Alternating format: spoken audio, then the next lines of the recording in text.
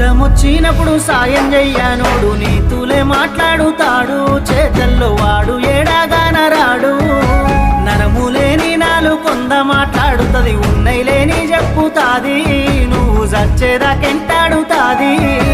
ఎత్తి పొడుపుల మాటలెన్నో మాట్లాడుతాడు, గురువింద సంధానవాడు, వాని కింద నలుపు చూసుకోడు. ఉన్నది ఒక్కటే బతుకు, బతికితే ఇప్పుడే బతుకు.